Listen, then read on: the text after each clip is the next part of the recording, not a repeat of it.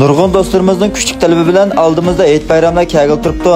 Bu sangizni cheshildirib ham yeyish qilish usulini o'rgatib qo'ysangiz deganligi uchun buni qilish usuluna keldim. Qilish usulimi nihoyat oddiy bo'lib, bir liqatim ko'rsangiz chiqib o'rganalaysiz, ham so'ginish boshlab ketdi.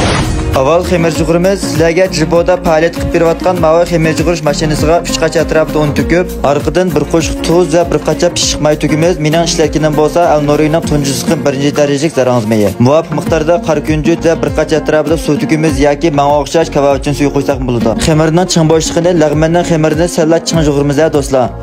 Mana xemirim tayyor bo'ldi. Haraz balki men qo'llarga qarablar mening qo'lim emasligini his qilib qo'linglarga urib tuqqanlar.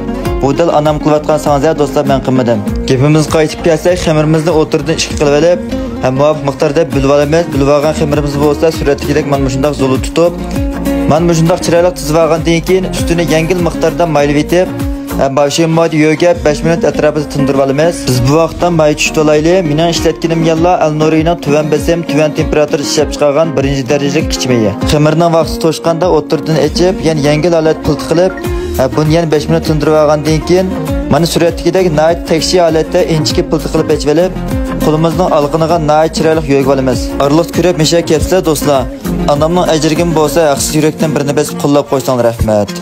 May 70% qizg'anda sangizini silib, oldikayni normal sarg'aytib, suratdagidek men mushalat kelgandan keyin siz bilib olsak bo'ldi. Oxirida sangizni chiroyli tizib olgandan keyin sangizning texnik ko'rkam va tatbiq chiqish uchun ustiga nihoyat kuchli izib olgan qanday sipitlar iste'mol qilsak bo'ladi. Mana shunchalik oddiy. Hamz men izchil qo'llab, yuraklarni besib qo'llab kelayotgan urutqanlar ko'pdan ko'p rahmat aytaman.